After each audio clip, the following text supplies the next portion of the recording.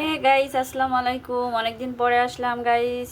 দেখুন, আজকে আমি ইলিশ মাছ দিয়ে কাঁচকলা দিয়ে রান্না করব একেবারে গ্রামীণ ভাবে। গাইস, সাথে থাকুন, দেখতে থাকুন। এই হলো ইলিশ মাছ আর এই হলো কাঁচকলা।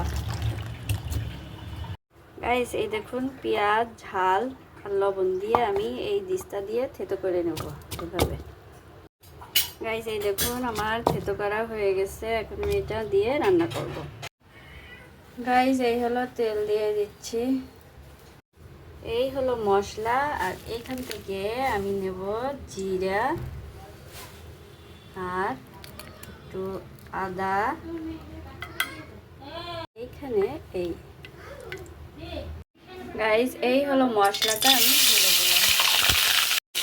দিয়ে আমি এটা কষাই নেব।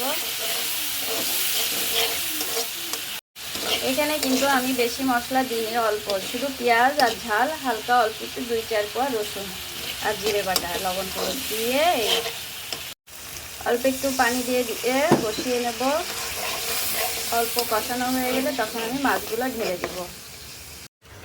এই যে মাছ আমি ঢেলে দিচ্ছি। ঢেলে মাছ কষাই নেব।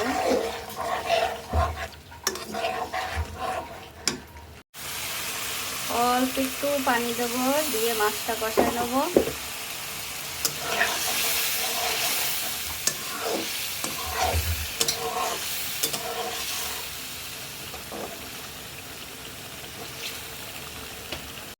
গাইস, এই দেখুন, মাছ কষানো হয়ে গেছে। এখন মাছগুলো আমি উঠিয়ে নেব, যেহেতু কলা দিব।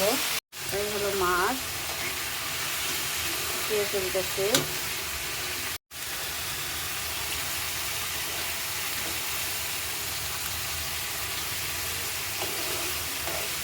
আমার সব মাছ ওঠানো হয়ে গেছে।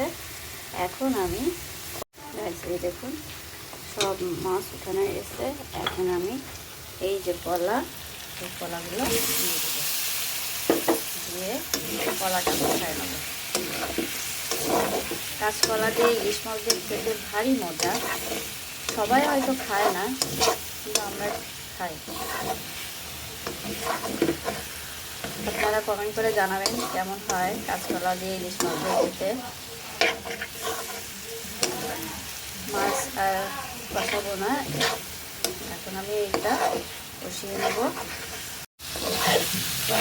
এই যে কাঁচকলা কষানো হয়ে গেছে। এখন আমি এটার ভিতরে ঝোলের পানি দেবো।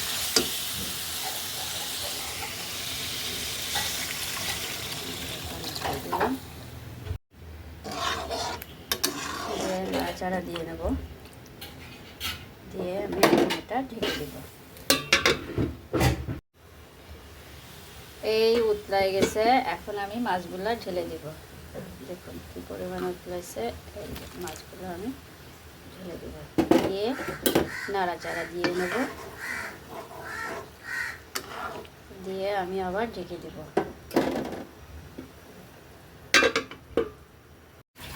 এই দেখুন হয়ে গেছে। এটা ঝোল, এই দেখুন হয়ে গেছে। এটা ঝোল রাখলেও হয়, না রাখলে হয়, আর একটু কমালে ভালো হয়, সেজন্য আর একটু কমাবো। এই দেখুন তরকারি ঝোলও কমে গেছে।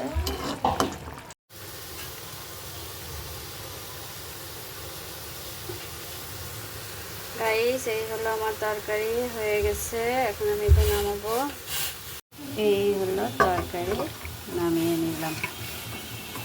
গাইস, ইলিশ মাছ দিয়ে কাঁচকলা দিয়ে রান্নাটা যদি আপনাদের ভালো লেগে থাকে, বেশি বেশি করে লাইক করেন, শেয়ার করেন, সাবস্ক্রাইব করে দিয়েন। ধন্যবাদ সবাইকে।